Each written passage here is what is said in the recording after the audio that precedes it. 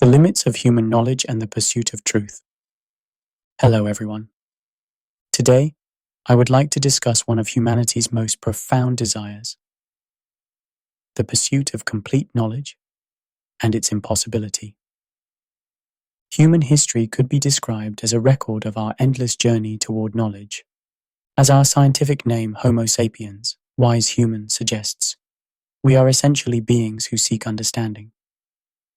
Yet there is a fundamental contradiction inherent in this pursuit. We desire to know everything, but we are destined never to reach complete knowledge. This is the deep paradox of our human existence. Chapter 1. The inherent limits of perception. Our brain is a marvelous organ, but it also has serious limitations.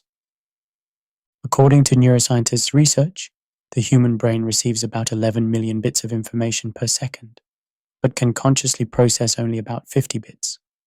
This means that the world we actually perceive is just a tiny fragment of total reality. Think about it. We can only see visible light, which is just a small portion of the electromagnetic spectrum.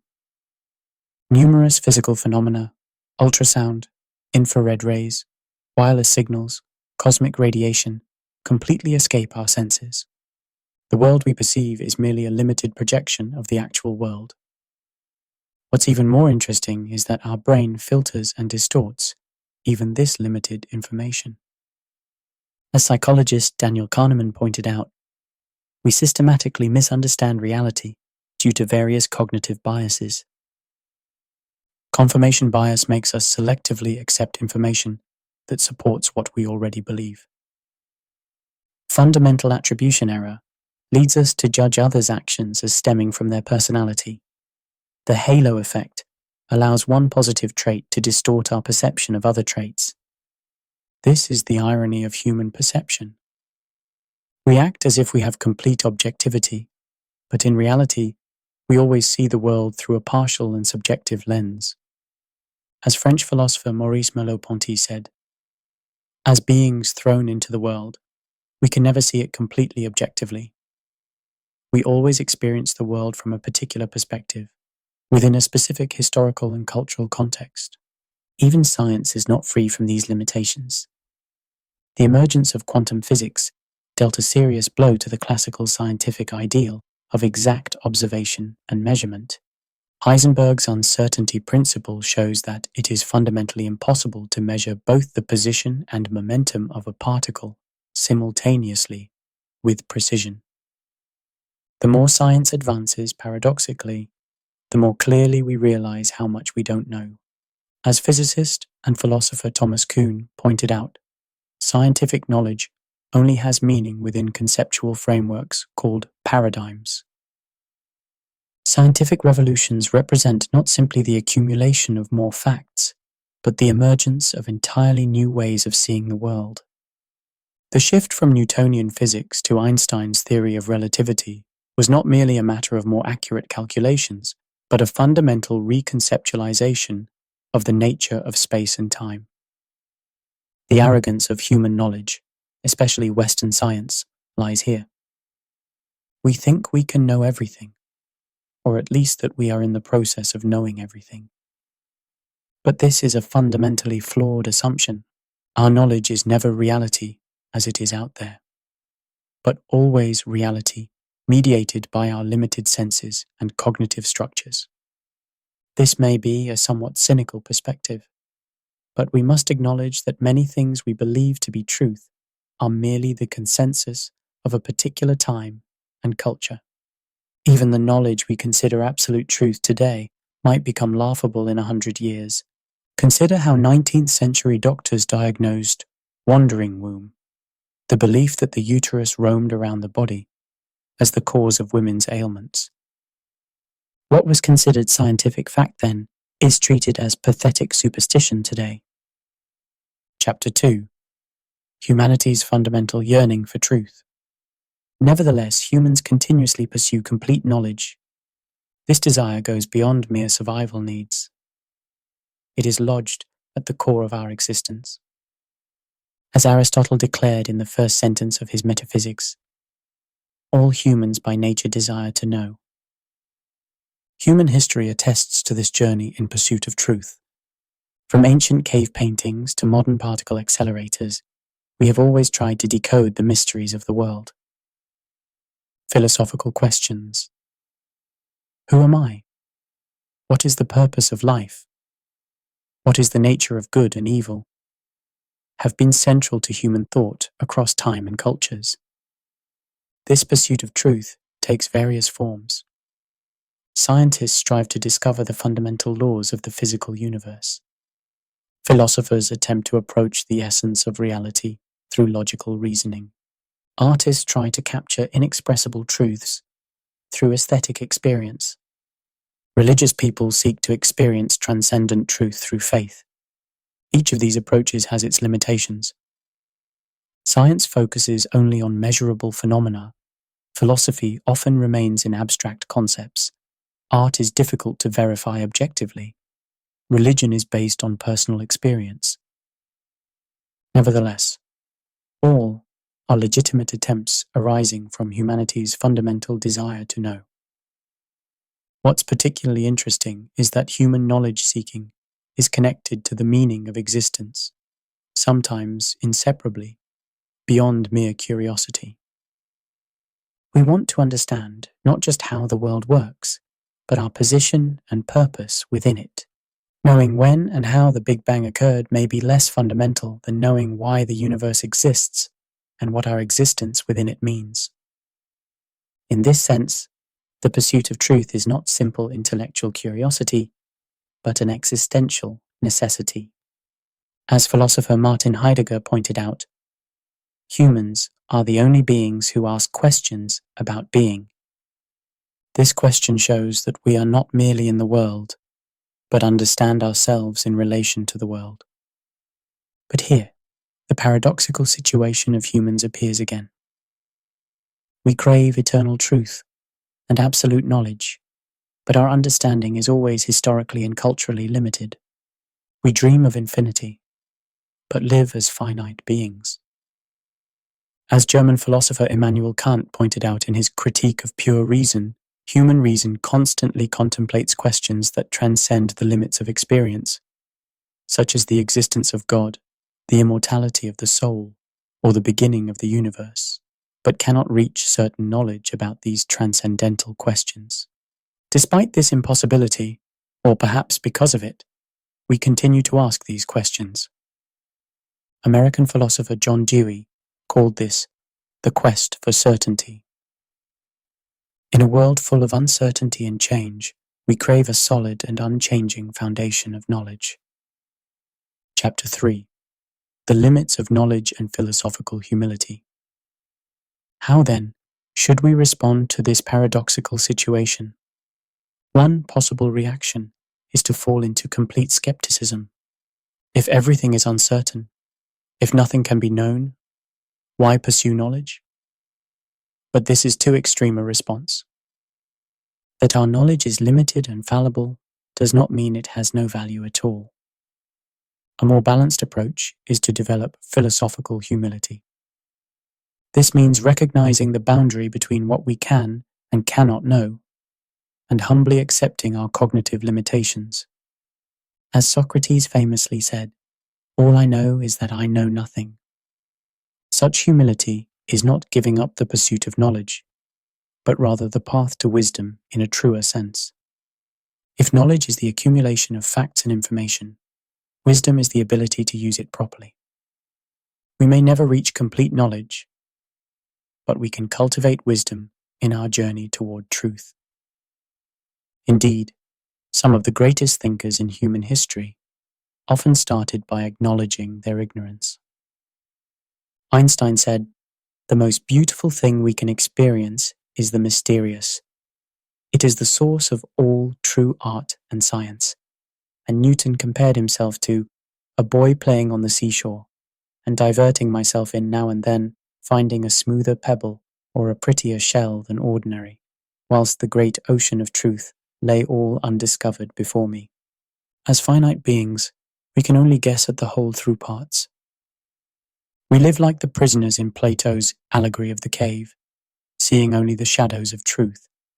But this does not mean our pursuit of knowledge is meaningless. Rather, by recognizing its limits, we can reach a deeper and richer understanding. Here, I would like to present a somewhat cynical perspective. In modern society, especially in academia and the knowledge industry, fake certainty is often valued more highly than the acknowledgement of ignorance. People who present simple and confident answers to complex problems receive more attention.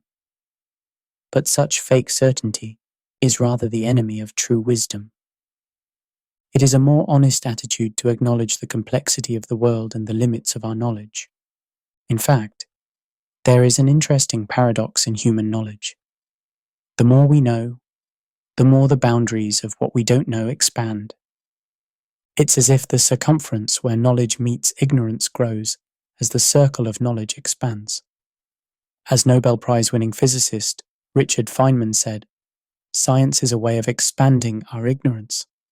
This should not be a source of frustration, but rather lead to an attitude of humility and wonder. The universe is far larger and more mysterious than our limited understanding. Our incomplete knowledge is an appropriate response to the richness and diversity of the world. Chapter 4. Finding Meaning in Uncertainty. Living with incomplete knowledge is difficult. We crave certainty, but life is almost always full of ambiguity and uncertainty. How then can we live meaningfully in this situation? The first step is to accept uncertainty as an inevitable part of life. Demanding complete certainty is a misunderstanding of the nature of life. As existentialist philosopher Albert Camus said, "It is important to understand that life is absurd." This is not resignation, but rather can be the starting point for a more authentic life.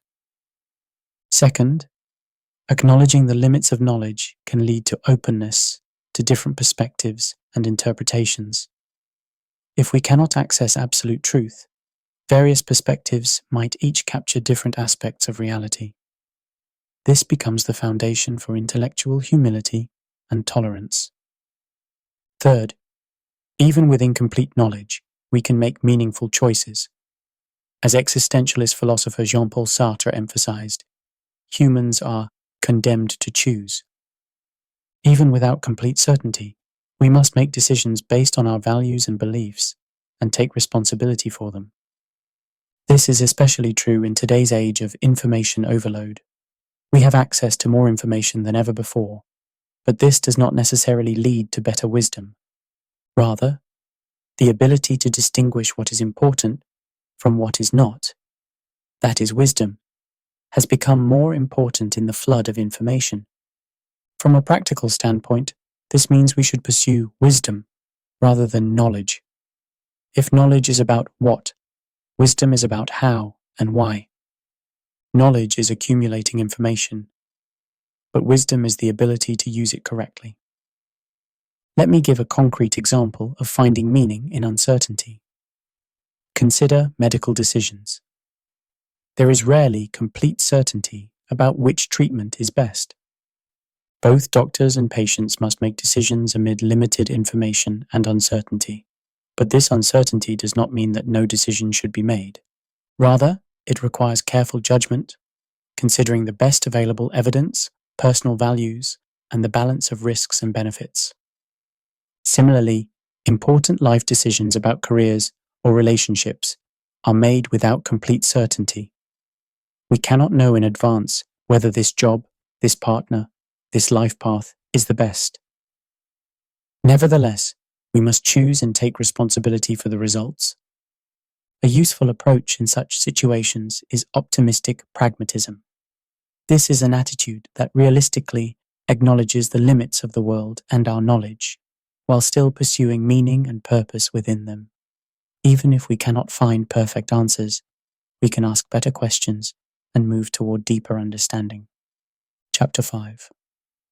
The Spiritual Dimension of Truth-Seeking. So far, we have examined human knowledge-seeking mainly from philosophical and epistemological perspectives. However, this issue also has an important spiritual dimension. In fact, many religious and spiritual traditions around the world have deeply reflected on the limits of human knowledge and the pursuit of transcendent truth. The Christian tradition emphasizes the fundamental difference between limited human knowledge and God's infinite wisdom. The book of Job in the Bible strongly reminds us that humans cannot fully understand the mysteries of the universe. In Job 38:4, God asks Job, "Where were you when I laid the earth's foundation? Tell me if you understand." In Isaiah 55:8-9, the prophet Isaiah declares, "For my thoughts are not your thoughts, neither are your ways my ways, declares the Lord. As the heavens are higher than the earth, so are my ways higher than your ways, and my thoughts than your thoughts." This passage emphasizes the fundamental gap between human understanding and divine wisdom. The Apostle Paul expresses the limits of human knowledge and our partial understanding of complete truth in 1 Corinthians. "For now we see only a reflection as in a mirror. Then we shall see face to face. Now I know in part. Then I shall know fully, even as I am fully known." 1 Corinthians 13:12. This spiritual perspective acknowledges the limits of human knowledge, while simultaneously leaving open the possibility of deeper truth and wisdom. It sees complete knowledge not as a goal attainable in this life, but rather as part of a spiritual journey. Similar insights can be found in Buddhism. Buddhism recognizes the limits of conceptual thinking and language, and emphasizes the importance of enlightenment through direct experience and meditation. As a famous Zen saying goes, "The finger points to the moon, but the finger is not the moon. Our concepts and theories can point to truth, but they themselves are not the truth." These spiritual traditions teach that acknowledging the limits of knowledge can be not simply resignation, but rather the key that opens the door to deeper wisdom. When we let go of our attachment to complete understanding, we can paradoxically open ourselves to deeper wisdom. This is the essence of what Christianity calls faith. Hebrews defines it in 11:1 as the assurance of things hoped for, the conviction of things not seen. Faith is the ability to find meaning and purpose even in the absence of complete certainty. It is the courage to move toward deeper truth and meaning while accepting that we cannot know everything. This spiritual perspective sees the limits of human knowledge not as a simple deficiency, but rather as an important characteristic of our existence. Our limitations remind us that we are relational beings and prompt us to seek connection with that which is beyond ourselves. Chapter 6: Knowledge and Wisdom in the Digital Age. The modern digital age has added a new dimension to our understanding of knowledge and information.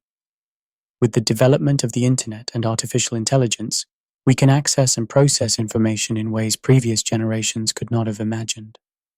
But have these technological advances brought us closer to complete knowledge? Or have they rather created new forms of ignorance and confusion? On one hand, digital technology has dramatically expanded our collective knowledge. Today, we can access information on almost any subject within seconds.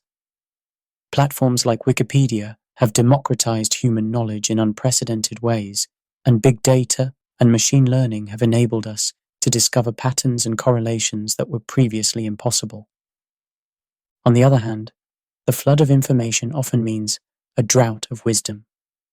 There is so much information that it's difficult to distinguish what's real, what's important, what's trustworthy. The neologism, infodemic, captures how information overload can actually hinder our understanding.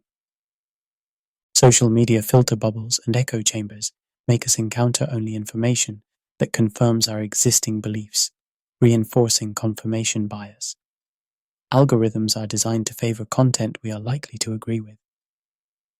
This often results in narrowing rather than broadening our worldview. It's also worth noting that most information on the internet is governed by capital and the attention economy. Algorithms designed to maximize clicks, add impressions, and engagement often prioritize content that provokes emotional reactions rather than truth. This is a somewhat cynical perspective, but we must acknowledge that much of the information we consume serves economic interests rather than the pursuit of truth. The advancement of artificial intelligence adds new dimensions to these questions. AI models can now generate text that looks human, solve complex problems, and even perform creative tasks. However, these technologies also enable new forms of deception, such as deep fakes, making the boundary between truth and fiction even more blurry. In this situation, digital literacy and critical thinking skills have become more important than ever. In a world rich with information, what matters is not accumulating more information, but the ability to evaluate and use information wisely. A wise person can navigate today's sea of information without getting lost, distinguish genuine knowledge from superficial information. They acknowledge their ignorance, remain open to diverse perspectives, and can tolerate complexity and ambiguity. Above all, they seek wisdom beyond information and knowledge, a deeper understanding of the right way to live. Chapter 7. Conclusion. The Path of Wisdom.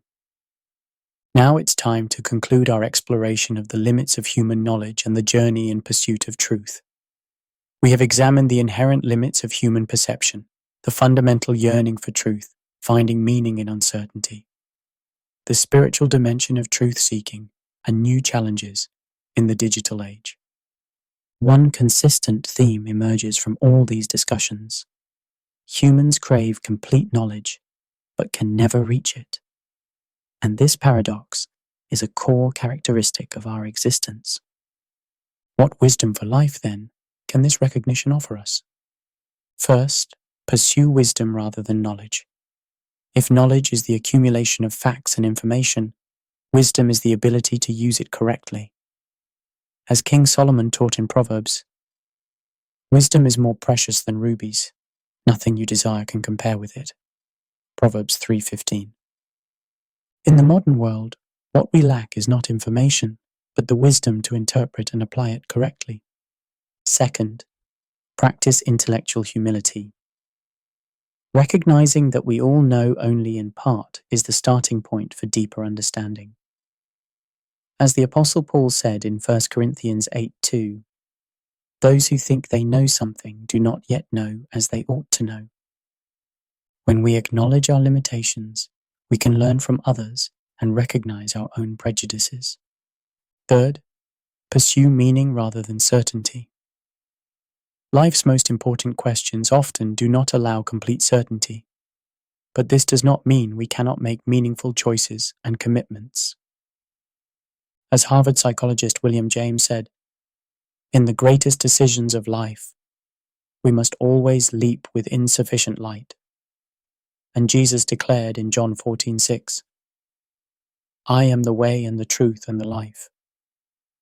No one comes to the Father except through me. Fourth, value diverse forms of knowledge. Scientific knowledge is important, but artistic, ethical, and spiritual forms of understanding are equally valuable. The psalmist sang in Psalm 111:10, the fear of the Lord is the beginning of wisdom. True wisdom integrates factual knowledge about the world with understanding of the right way to live. Fifth, accept the journey of knowing as a process, not a destination. Complete knowledge is not a goal attainable in this life, but an ideal we should continue to pursue. As the Apostle Paul wrote in Philippians, not that I have already obtained all this, or have already arrived at my goal, but I press on to take hold of that, for which Christ Jesus took hold of me. Philippians 3:12. The journey in pursuit of truth is valuable in itself. Finally, the Bible reminds us that God is the ultimate source of all knowledge and wisdom. James 1:5 teaches, if any of you lacks wisdom, you should ask God, who gives generously to all without finding fault, and it will be given to you. Acknowledging the limits of human knowledge does not lead us to despair, but rather opens us to the possibility of transcendent wisdom. Philosopher Søren Kierkegaard said, "Life can only be understood backwards, but it must be lived forwards." We do not begin life with complete knowledge. Instead, we live amid uncertainty and partial understanding, gradually developing deeper wisdom. The true depth of life lies not in having complete answers, but in the ability to keep asking better questions. Therefore, take courage in your journey in pursuit of truth. Acknowledge your limitations, but don't be confined by them. Pursue knowledge, but don't forget wisdom. Question, doubt, explore, but maintain wonder and humility in the process. Above all, remember the words of Hebrews 11:1. Faith is confidence in what we hope for and assurance about what we do not see. Our yearning for complete knowledge will not be fully satisfied in this life, but that yearning itself is a core expression of our humanity, leading us on a journey toward deeper truth and wisdom. As the Apostle Paul said, "For now we see only a reflection as in a mirror, then we shall see face to face. Now I know in part, then I shall know fully, even as I am fully known." 1 Corinthians 13:12. Closing words. Thank you sincerely for listening to this audiobook all the way through. The topic we explored together was not an easy one, but I hope this journey has provided you with new insights and opportunities for reflection. We all live within the limits of knowledge, while simultaneously moving forward on a journey toward deeper understanding. In this journey, we are not alone. We are part of the human community that asks the same questions and stands before the same mysteries. I will continue to provide content covering philosophical and spiritual topics in the future. If you are interested in such deep explorations, please subscribe to my YouTube channel. You can easily find it by searching for the channel name Book of How To. Your subscriptions, likes, and sharing your thoughts through comments are a great strength to me. Also, if you think this audiobook would be beneficial to your friends or family, sharing it would be a great help. Thank you once again for joining our collective journey toward truth. I look forward to meeting you in the next audiobook and wish wisdom and peace in your life. Thank you.